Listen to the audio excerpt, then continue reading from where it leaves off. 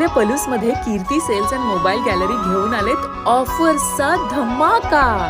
कोणत्याही कंपनीचा मोबाईल खरेदी करा आणि मिळवा आकर्षक गिफ्ट। शिवाय सर्व कंपन्यांचा फायनान्स व कॅशबॅक ऑफर। सर्व नामांकित कंपन्यांचे मोबाईल व ॲक्सेसरीज मिळवण्याचे एकमेव ठिकाण Kirti sales and mobile gallery, Meenakshi Chitramandir समोर, कराड तासगाव रोड, पलूस। प्रोप्रायटर कुलभूषण शीतल सावळवाडे।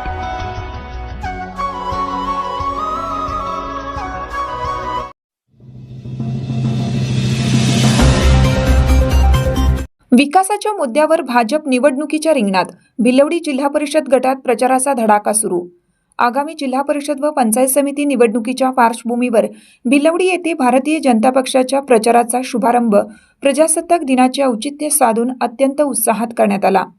भिलवडी गावचे ग्रामदैवत श्री हनुमान देवाची मनोभावे पूजा करून नारळ फोडून भिलवडी जिल्हा परिषद गट तसेच पंचायत समितीच्या भिलवडी व वसगडे गणासाठी उभ्या असलेल्या उमेदवारांच्या प्रचारार्थ विजयाची औपचारिक घोषणा करण्यात आली।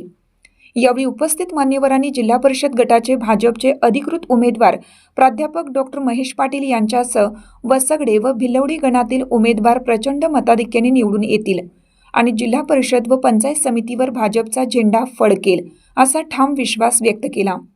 परिसरात रस्ते, पाणी पुरवठा, आरोग्य, शिक्षण आणि शेतीविषयक सुविधांच्या माध्यमातून भाजपने केलेल्या विकास कामांमुळे नागरिकांमध्ये सकारात्मक वातावरण असून याच विकासाच्या मुद्द्यावर जनता भाजपला कौल देईल असं मत कार्यकर्त्यांनी व्यक्त केलं।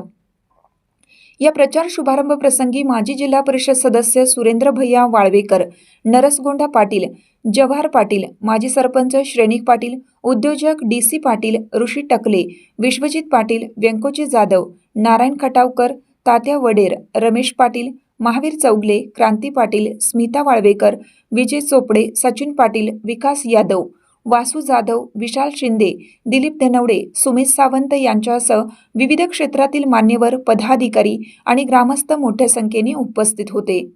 सर्वांनी एकत्रित येत प्रचार यंत्रणा अधिक गतिमान करण्याचा आणि घराघरात भाजपचा विचार पोहोचवण्याचा संकल्प केला। आगामी निवडणुकीत भिलवडी, माळवाडी आणि वसगडे गणात भाजपला घवघवीत यश मिळेल असा आत्मविश्वास यावेळी कार्यकर्त्यांच्या चेहऱ्यावर दिसून येत होता।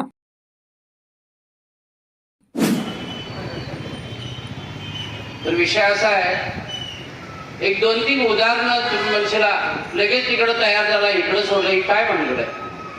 तर काम करत असताना पक्षातल्या लोकांचा विचार करणं फार गरजेचं आहे। निव्वळ आज तुम्हाला काम करायला आणि मतदान करायला तुम्हाला बोलवायचं आणि पुन्हा 5 वर्ष निवांत तुमच्याकडे बघायचं नाही, ही काय पद्धत नाही।